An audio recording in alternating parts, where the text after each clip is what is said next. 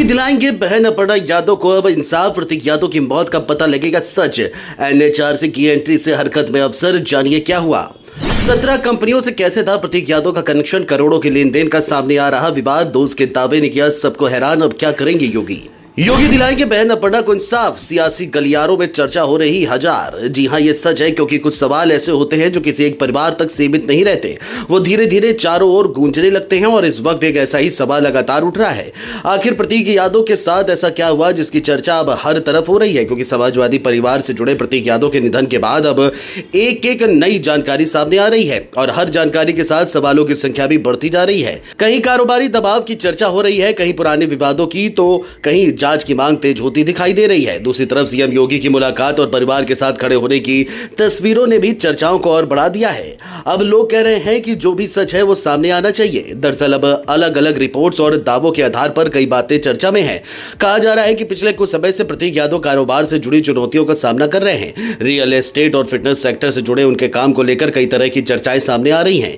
इस बीच अखिलेश का एक बयान भी सुर्खियों में आया, जिसमें उन्होंने कहा था कि कुछ समय पहले उनकी प्रतीक से मुलाकात हुई थी और उन्होंने स्वास्थ्य और कारोबार दोनों पर ध्यान देने की सलाह दी थी। इसके बाद चर्चाएं और तेज हो गई कि क्या कारोबार से जुड़ा दबाव कहीं ज्यादा बढ़ गया था। हालांकि इन बातों की आधिकारिक पुष्टि अलग अलग जांच और रिपोर्ट्स के निष्कर्षों पर निर्भर करती है।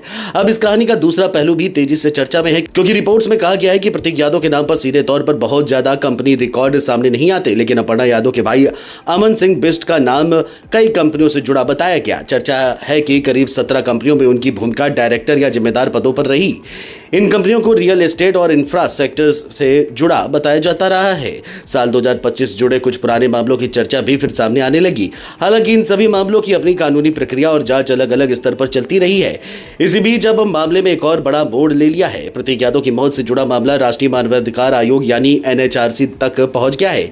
एक संस्था की ओर से शिकायत दर्ज कर निष्पक्ष जांच की मांग की गई है। शिकायत में कहा गया है कि शुरुआती जानकारी में कार्डियो रेस्पिरेटरी कोलैप्स की बातें सामने आई थी, लेकिन कुछ परिस्थितियों और सवालों को देखते हुए स्वतंत्र जांच जरूरी है। शिकायत में एसआईटी गठन, सीसीटीवी फुटेज सुरक्षित रखने और फॉरेंसिक जांच को स्वतंत्र एजेंसी से कराने की मांग की गई थी।